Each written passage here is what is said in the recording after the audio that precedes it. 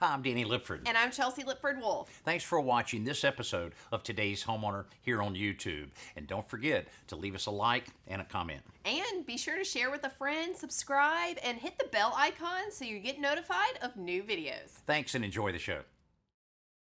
You wouldn't believe what this bathroom looked like before we transformed it. Today's Homeowner with Danny Lipford, the voice of home improvement, with projects, tips, and ideas to help you improve your home. We are right in the middle of a bathroom update, which a bathroom update on many people's home improvement list is right at the top. It's also consistently one of the best dollars you can spend in your home because you're almost guaranteed to get the money back when you sell your home. But it has to be done right. You have to make the right choices, use quality materials, and really think through the whole process. Now, this bathroom was 45 years old before we started, and really there was nothing wrong with it except it was pink everywhere. Now, that certainly dates a bathroom, and we're going to show you how we started on this project from the very start right up through to the completion. It's going to be quite a transformation. One thing about a bathroom of this size, it's about 8 foot by 9 foot, the renovation goes very quickly. And over the last couple weeks, our guys have been able to complete a lot of the work inside, including the flooring installation. We saw the tub was in earlier, cultured marble is going in right now, and all of the walls are pretty much complete, including a lot of the trim work that they've been working on over the last couple days. Now, the direction this bathroom is going is light, bright, and airy. That's a lot different than the old bathroom. Dated is probably the kindest words we can use to describe the bathroom that was here. This house is about 45 years old and the bath was original to the home. Obviously, pink was the trendy color at the time of construction. There was pink tile on the floor, pink tile on the walls, pink lavatory, pink tub, even a pink toilet. We think the wallpaper was added in later years, but even it was pink and beginning to peel. Everything was functional and fairly well laid out, just very dated and again, very pink. So nobody was shedding any tears when the guys started tearing out the Pepco pink at the beginning of the demolition phase. It was stripped off the walls and carted out in wheelbarrows, leaving only the studs. We left only a little pink tile in the middle of the floor where we didn't have to trench out for the plumber to make his connections of new water and drain lines. When the plumber's work was done, we sealed the floor with concrete and the walls with new drywall. The new bathroom had begun. The last of the pink finally disappeared as a new marble-styled ceramic was laid in place on top of the old floor. The new tiles are much larger at 13 by 13 inches, much lighter in color, and most importantly, not pink. There are several decisions that have to be made very early in a bathroom renovation. Two of those, what type of tub to install and what type of material to use for the surround, the material that will go around the tub shower unit. Well, for the tub, they chose a very good quality cast iron tub on the walls, cultured marble. Cultured marble, as the name implies, is very different from real marble, but it does contain real marble dust. Bags of the marble dust are mixed together with a polyester resin in large vats to form what looks like cake batter. When the marble batter is thoroughly mixed, it's poured and scooped into molds to create the desired profiles. These molds are waxed beforehand and sprayed with a gel coat that's similar to the process used on fiberglass boat hulls. The wax will help the pieces release from the molds later, and the gel coat will create a slick, hard surface on the outside of the material. Depending on what's being made, the molds may be simple or complex, but the important thing is that there are no bubbles in the mixture when it dries. This would ruin the illusion of a smooth marble-like finish, so the molds are vibrated on special tables to ensure that all of the air in the batter is released. In some cases, a secondary mold is added to contain large recesses like sinks. When the resin cures and the marble is stable, it's removed from the forms. Any rough edges left around the pieces from the forms are ground off from the back side. The front or the finished surface of the marble is buffed and polished to create a beautiful shine and a surface that will resist the wear and tear of a bathroom. It took the guys only about an hour and a half to complete the installation of all the cultured marble on the shower surround. And you know, the one thing I like about cultured marble is it's so easy to work with. You know, it cuts very similar to wood. You cut the different panels and you install the 3 main panels first. Then, just like any wood project, you gotta have a little bit of trim to give it that finished look. In this case, the cultured marble trim goes around the outside perimeter of the panels. All of this is glued together on the wall. Then the finishing touch is the installation of the silicone caulk that runs all the way around the base or the top of the tub, as well as all the way down each and every seam. Now, not only does this keep the moisture from penetrating behind the panels, it also gives it a nice finished appearance. Now, another thing that's great about cultured marble is it's very reasonable. Now, this entire unit installed, not counting the tub, cost around $350 to $400. Now, compared to ceramic could be as much as $800 or more. And if we were talking about real marble, it would be real expensive. Now stay with us. We're going to show you more about this bathroom, including the cabinetry and the fixtures. But first, our simple solution. It's time for this week's Simple Solution from home repair expert Joe Truini. This week, Joe is going to share with us an old-time plumber's trick. Well, this is an oldie but a goodie, Danny, and it works really well when you need to caulk along the top of a tub. What I did is I filled the tub with water first, and that weighs down the tub, so if there's any flexibility in the wood framing underneath, the tub will be at its lowest point. So what I did is first I took a straight blade screwdriver and I scraped out all the old caulk. Then I took some blue painter's tape and I put 2 strips of it along the wall and the tub just to create a nice guideline for my caulk for when the new caulk goes in. So then you just take some good tub and tile caulk and apply it right to the cleaned out joint. Now, the reason the caulking will work a lot better than the original grout is that caulk is a lot more flexible, so that when it does flex, you won't have it chipping out like the grout will do. You're right, and this will stay, this is a silicone, so this will stay flexible for years. And what you want to do is you want to fill that entire joint and let it stay there overnight. And then drain out the water, because if you drain it out too quickly, it will rise up. We want it to stay at its lowest point until all the caulk is cured. Well, I can see our plumbers have been busy out on our bathroom renovation and have completed everything needed so that this shower can start working. Actually, the homeowners are already starting to use it while the rest of the work's being done. Now, they've completed the tub spout, the valve, as well as the shower head, and it took a little while for the plumber to handle all of this work, but it's so important that it be done the right way so that no problems occur in the years ahead. It's also very important to choose a quality shower valve or any permanently installed fixture, because it can cost you a lot of money if you're having to replace this after a few years, because you're going to have to remove the shower wall or cut a hole in the back side of it in order to replace it. So that's a very important thing to consider when you're selecting any fixture. It's also important that it look good and complement the rest of the fixtures in the bathroom like they've done here. And recently we were up in New York doing a little project, and we dropped by a showroom to visit with someone that helps a lot of homeowners choose the right fixture for their home. Sean, I know you help a lot of homeowners with their bathroom renovation decisions. How do you go about helping them out there? Well, I'll ask them a few questions at first. If they want to go chrome, if they want to go satin nickel, if they want to go polished brass, 8-inch, 4-inch center sets. Now, they're tough decisions because there's so much to choose from, and also I know that you can, have a spout with one finish and then different handles that go with it, so it's almost endless, the amount of combinations. It sure is. It's really endless, and it's not just one product, it's everybody's product that's doing that. Sure. Now, I know that having a little bit of information on what type of bathroom they're looking at, what type of style, and also whether it's a 4-inch or 8-inch spread, that's some good information for a homeowner to bring to the showroom. Oh, sure.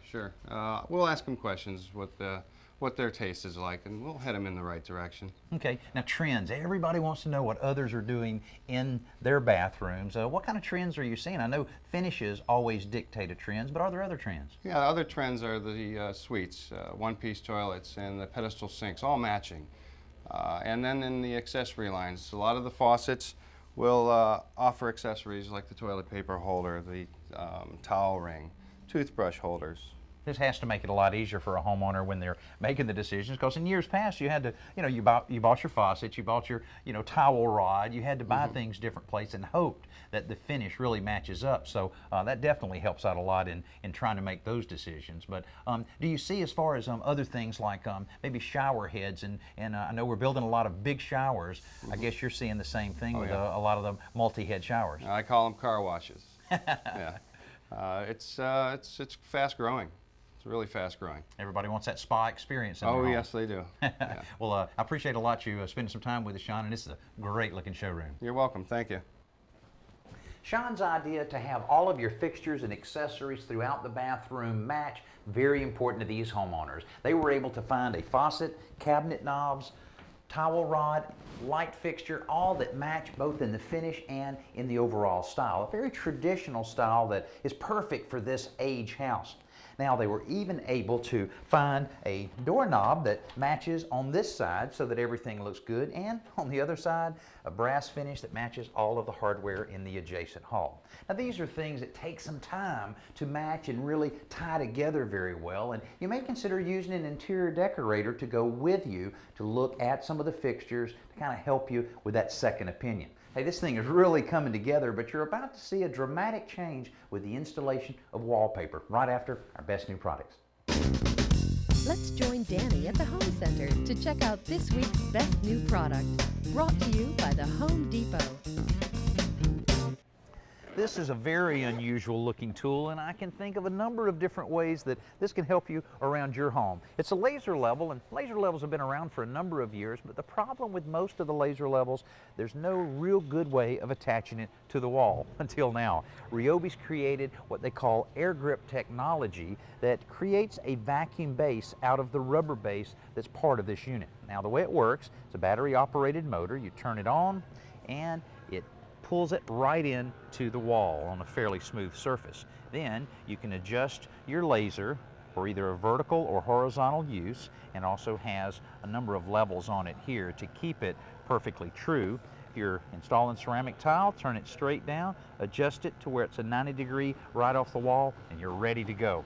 Now, if you're doing something like maybe some chair rail around your dining room, in the kit it also has a nice base that you can slip it right into it like that, and then it will attach to a tripod that you can put in the middle of the room. Then, by turning it on, you can project the level line right on the wall, make it very easy to run the chair rail all the way around. Now, if you need to attach it to, say, a stud wall, you have a Velcro strap, and if you have a very uneven surface, you even have push pins that allow that to work. And all of this together with the kit, case, everything, $39.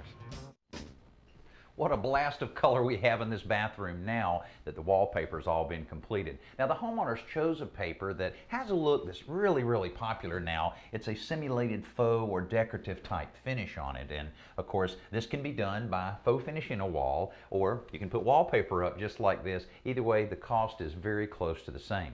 Now, if you do it right, you can take the wallpaper down very easily later and install new paper to give you a whole new look. That's not the case if you decide to change your color on your tub or even a toilet, countertops, any of those type of selections. You're probably safer going with more traditional colors. Now, personally, I always recommend white or off-white because it just seems to stand the test of time better than anything else. And when you're talking about the resale of a home, or maybe just getting tired of a particular color, these are expensive things to change in order to sell your house or to change the look. So it's always a good idea to stay with something a little more traditional on those selections. But like I say, as far as the paper, you can pretty much change that as much as you want. And wallpaper really allows you to put a lot of personality in a room like this. And you know, it's quite a contrast having these bright colors, because we've looked at this bathroom over the past couple weeks with everything being white. The countertops, the cabinets, the trim, all of that. Now with this contrasting color, it's really looking good.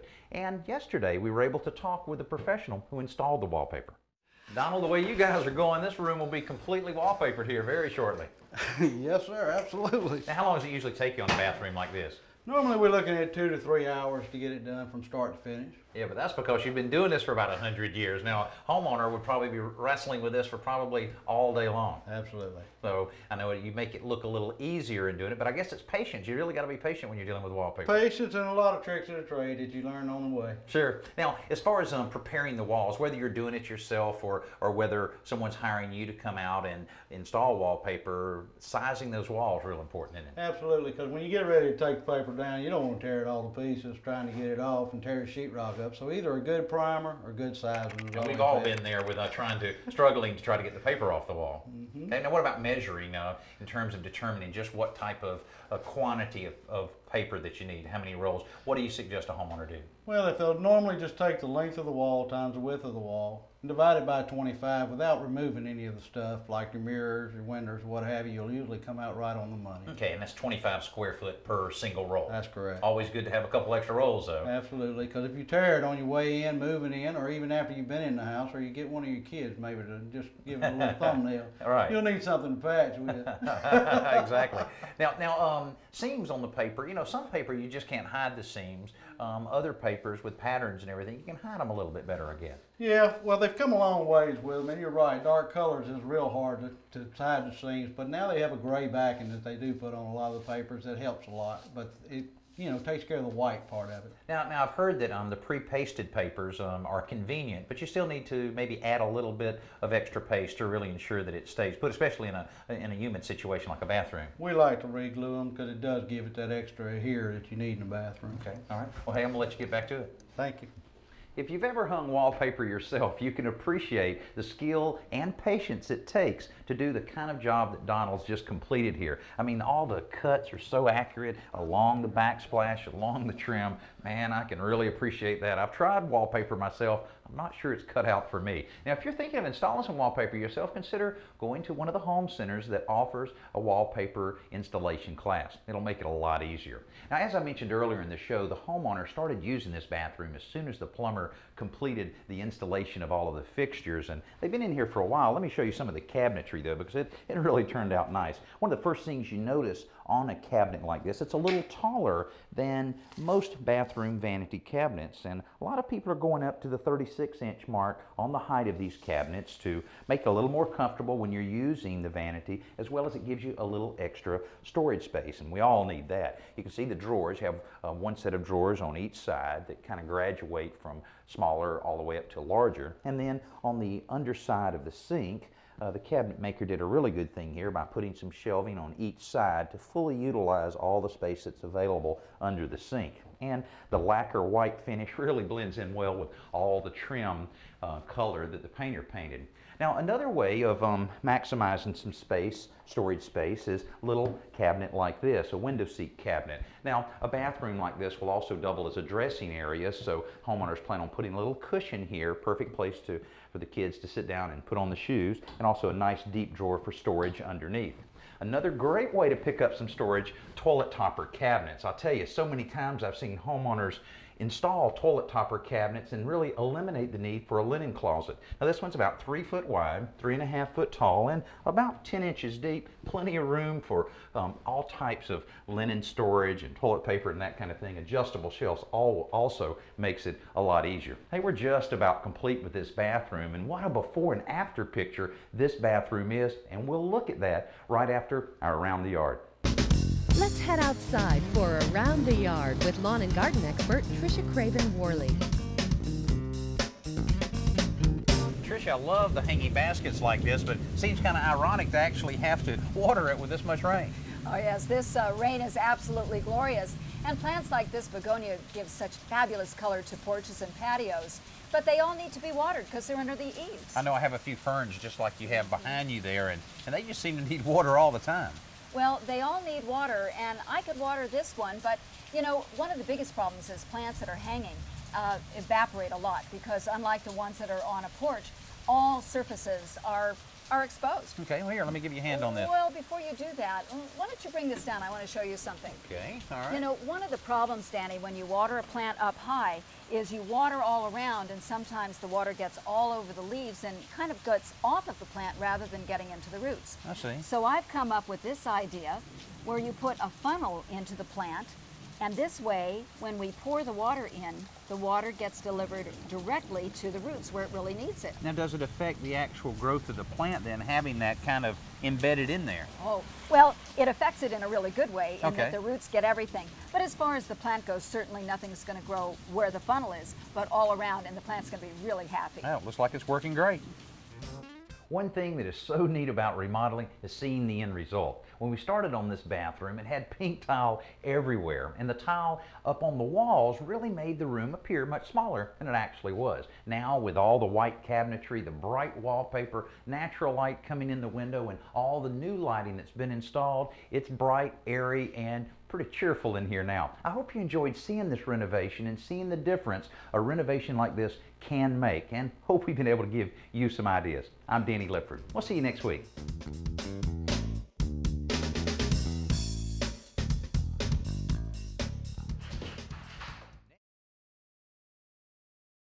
Hey, thanks for watching this episode of Today's Homeowner. And don't forget to comment, like, and hit the bell icon so that we can notify you when new videos are posted. And don't go anywhere, click around, and continue the home improving fun.